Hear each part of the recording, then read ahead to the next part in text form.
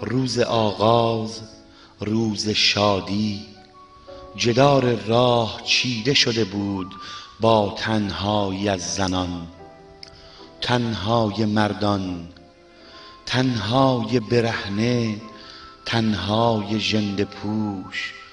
آورده بود شادی همگان را به کار جوش. نیما.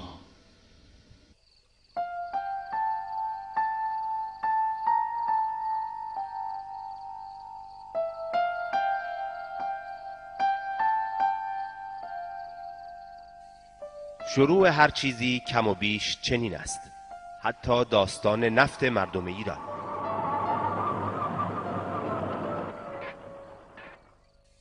اما هر داستانی روایت‌های مختلفی دارد. یک بیگانه داستان نفت ما را اینگونه تعریف کرده: روز 26 مه 1908 که حفر چاه به عمق 1180 پا رسیده بود، نفت فوران کرد و متجاوز از 50 پا از دستگاه حفاری بالا زد. به این ترتیب صنعتی در ایران آغاز شد که طی 2 جنگ جهانی نیروی دریایی انگلستان را نجات داد، ولی برای ایران زحمتی ایجاد کرد که از مجموع مزاحمت‌های سیاسی دولت‌های عظیم بیشتر بود. الول ساتن.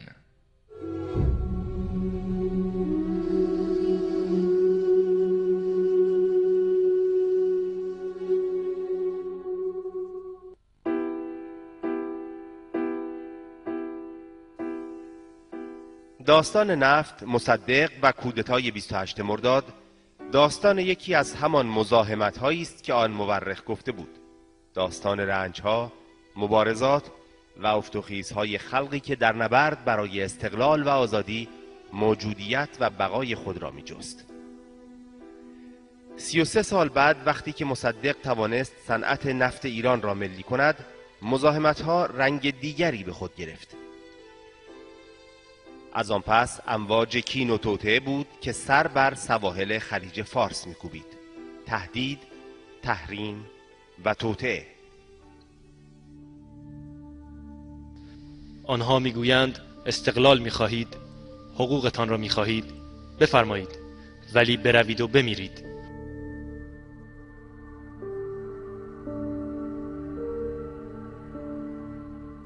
اگرچه استعمارگر همیشه به تندی سخن میگوید، اما مقابله با آنها وقتی به نرمی و با پیچ و تاب حرف میزنند به مراتب سخت‌تر است. وزیر انگلیس ریچارد استوکس به من گفت قبول دارم که دیگر در ایران چیزی به اسم شرکت نفت ایران و انگلیس وجود ندارد، ولی حالا شرکتی هست که میخواهد مقدار مهمی نفت از این مملکت خریداری کند. گفتم بسیار خوب، این یک معامله تجاری است. گفتند مدت معامله 25 سال است. گفتم بسیار خوب، این هم اهمیتی ندارد. بعد گفتند آن شرکت انگلیسی باید از انجام معامله اطمینان داشته باشد، باید در ایران یک آژانس داشته باشد، باید یک مدیر انگلیسی داشته باشد و غیره. گفتم پس شرکت ملی نفت دیگر چه کار است؟ گفتن چیزی است که سایه روی این تشکیلات میاندازد. این یعنی پوششی برای غارتگری و فریب مردم. وقتی آنها از زیباترین امیدهایشان سخن میگویند، تو باید شومترین توطئه ها را منتظر باشی. یک فیلسوف چینی. امید است دولتی در ایران سر کار بیاید که بتوان با آن برای پیدا کردن راه حل عاقلانه‌ای وارد مذاکره شد، وگرنه انگلستان مجبور است یا به نیروی نظامی متوسل شود یا نفت ایران را جنس مسروقه اعلام کرده از صدور آن جلوگیری کند. اکونومیست، لندن، تابستان سال 1330. همیشه یک اسب تروا بیش از 10 لشکر گلادیاتورها کارایی دارد. و به یاد داشته باش که زخم یک خنجر از پشت کاری تر از زخم 100 خدنگ زهراگین دشمن از روبروست. بروتوس. روزی که بروتوس این حرف را میزد نمیدانست که قرنها بعد یک پادشاه شرقی دانش آموز چنین درسی باشد، شاهی که بیگانگان را به سرکوبی نهضت ملی مردمش فراخواند.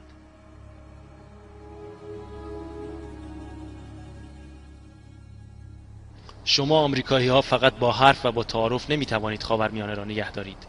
یک قدم از حرف وارد عمل شوید. ما یک تنه نمی توانیم.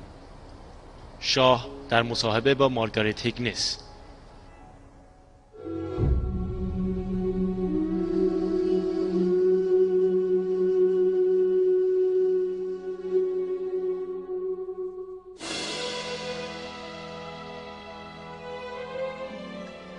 روز 21 مهر 1331 دکتر حسین فاطمی وزیر امور خارجه دولت دکتر مصدق پرده از یک توطئه کودتا برداشت و 3 روز بعد به رغم مخالفت شاه قطع روابط دیپلماتیک با انگلیس را به اطلاع مردم ایران رساند. جنگ شروع شده بود.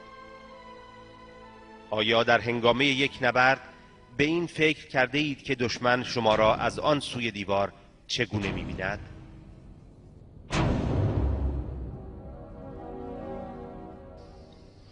مصدق مناسبات دیپلماتیک با انگلستان را قطع کرد. 1 هفته بعد من در تهران بودم. ماه نوامبر، آبان، هنگام بازگشت از تهران به کشورم از لندن گذشتم. شرکت نفت ایران و انگلیس با من تماس گرفت. سخنگوی آنها کوچران، سر جان کوچران بود. آنها به هیچ چیز جز برانداختن مصدق نمی اندیشیدند. آنان همان وقت نقشه آماده‌ای برای نبرد داشتند. با دقت بررسی کردیم. نقشه آنها این بود که به همراه اعلی حضرت همایون کار کنند و نه علیه او. مأمورین اصلی آنها در ایران رابطه نزدیکی با دربار داشتند. کرمیت روزولت. روز 9 اسفند 1331 نخستین کودتای عملی علیه دکتر مصدق شکل گرفت. در میان عاملان کودتا چهره یاران نیمه راه و خائنان بیش از دیگران خودنمایی می‌کرد. آخوندهایی نظیر بهبهانی و کاشانی و کانون افسران بازنشسته ارتش. این کودتا قبل از اجرا شکست خورد. در 7 اردیبهشت 1332 سرتیپ افشارتوس رئیس شهربانی کل کشور و از یاران مصدق ربوده و پس از شکنجه به قتل رسید. یکی از متهمان جنایت سرلشکر زاهدی بود که در فرار از قانون و با حمایت کاشانی در مجلس متحسن شد. آخوندها و دربار علنا متحد شده بودند، در حالی که نهضت نیز سیلاسا خیابانها را گرفته بود.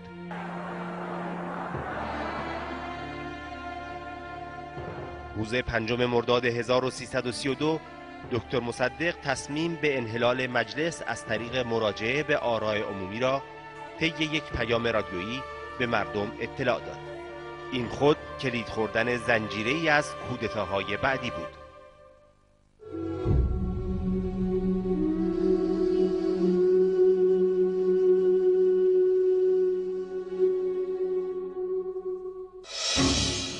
بلافاصله کودتای بعدی در دستور اجرا قرار گرفت. شاه در 20 مرداد با هواپیمای خود به کلاردشت در شمال پرواز کرد تا در صورت شکست کودتا امکان فرار از ایران را داشته باشد. سرهنگ نصیری با 2 حکم سفید که شاه آن را امضا کرده بود از کلاردشت به تهران وارد شد. یکی فرمان عزل دکتر مصدق از نخست وزیری و دیگری فرمان انتصاب سرلشکر زاهدی به نخست وزیری.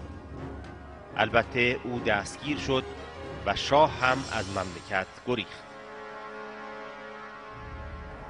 موج عظیمی از تظاهرات مردم در حمایت از دکتر مصدق در خیابان‌های تهران به راه افتاد.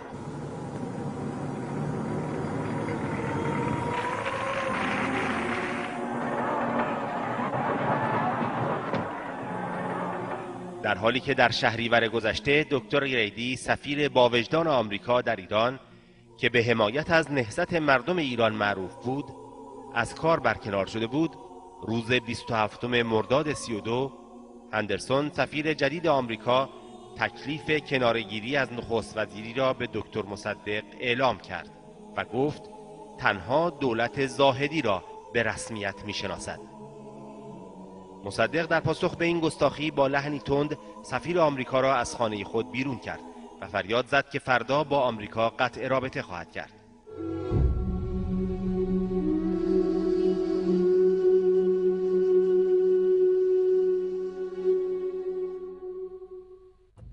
از بعد از ظهر روز 27 مرداد کودتا به مرحله اجرا گذاشته شد. به دستور آخوند بهبهانی عده‌ای از اوباش در حمایت از شاه به خیابان‌ها ریختند. صبح 28 مرداد اوباش مجهز به چوب و چماق و تپانچه در خیابان‌های شمیران و تهران تظاهرات خود را شروع کردند و به زد و خورد با مردم و هواداران مصدق پرداختند. حوالی ظهر نظامیان کودتاچی اداره رادیو در ارک را به تصرف خود درآوردند. در ساعت 3:30 بعد از ظهر اطلاعیه زاهدی که سقوط دکتر مصدق و انتصاب خود به نخست وزیری را اعلام می‌کرد از رادیو پخش شد. همزمان با اعلام این خبر کودتاچیان برای تسخیر اقامتگاه دکتر مصدق تلاش می‌کردند. نبرد تا ساعت 8 شب ادامه داشت. تانک‌ها و زره‌پوش‌ها اطراف اقامتگاه را محاصره کرده با رگبار مسلسل‌ها و شلیک تانک‌ها آخرین سنگر مصدق را می‌کوبیدند. سرانجام پس از ساعت‌ها درگیری در آن شامگاه سنگین منزل مصدق توسط کودتاچیان به آتش کشیده شد. اساسی آن روز بعد سر از سمساری‌های شهر درآورد.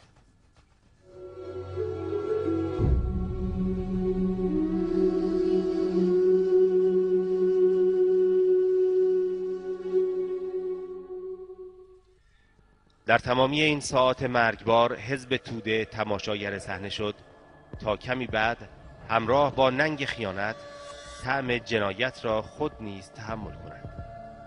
همان روز سرباز دلاور وطن سرگرد سخایی در کرمان به شهادت رسید. روز بعد دکتر مصدق در خانه یکی از اطرافیانش دستگیر و روانه زندان شد. همزمان شاه به ایران برگشت. کمی بعد آخوند کاشانی در مصاحبه‌ای فتوای قتل مصدق را داد.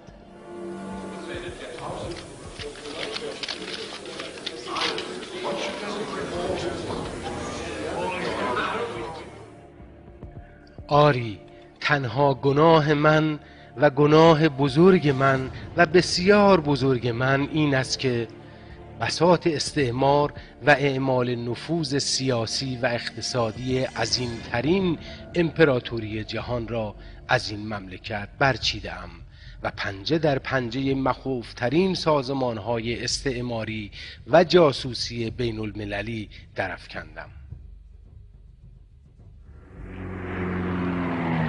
به این ترتیب نهضت ملی به خون نشست و یک دیکتاتوری سلطنتی برای 25 سال دیگر بر ایران حاکم شد.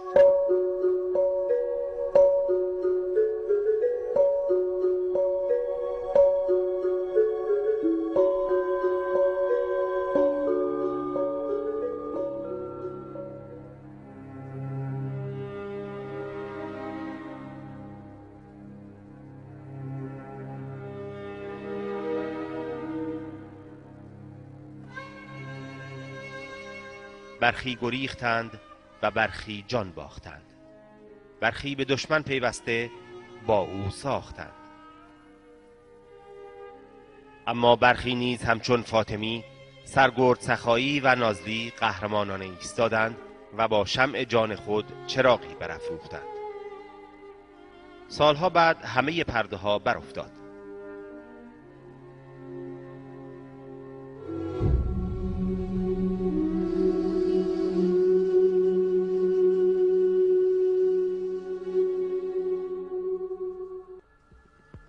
در سال 1953 آمریکا نقش موثری در ترتیب دادن براندازی نخست وزیر محبوب ایران محمد مصدق داشت.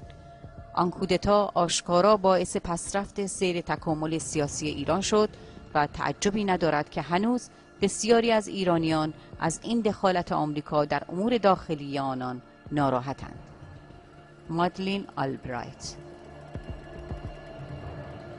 به این ترتیب آمریکا علناً به خاطر آن کودتای ننگین پوزش خواست، اما متاسفانه همان عذرخواهی را هم تقدیم دشمنان تاریخی مصدق، یعنی دشمنان مردم، یعنی همین آخوندهایی کرد که آن روز خود در صف کودتاچی ها قرار داشتند. یادم هست درباره یکی از روحانیون صحبت می‌کردیم که در جریان 28 مرداد عقیده‌اش این بود که باید شاه را نگه داریم و به همین دلیل وسیله شد در دست آمریکایی‌ها. اما همین آقا بعدها جزو انقلابیون قرار گرفت و مقتود شاه شد. من یک وقتی به مرحوم امام گفتم که آقای فلانی که آمده در صف مبارزین خیلی خوشنام نیست و مورد انتقاد مبارزین است، اما امام فرمود ما از ایشان بدی ندیدیم. خمینی راست می گفت، چون آن روز او خود نیز همراه با کاشانی و فلسفی و بهبهانی در صف دشمنان مصدق بودند و از سیلی خوردن او شادی می کردند.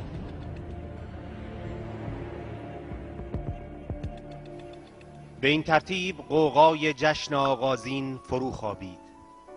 پیشوای نهضت به تبعید رفت و چشم به آینده دوخت و یکی خواند: آنگاه که او رسید چاراسبه از رهش، در قلعه کس ندید. زین رو به گوشه ای رفت و بیارمید، پایابل زراح و تنش کوفته شده، خسته از جنگ تن به تن.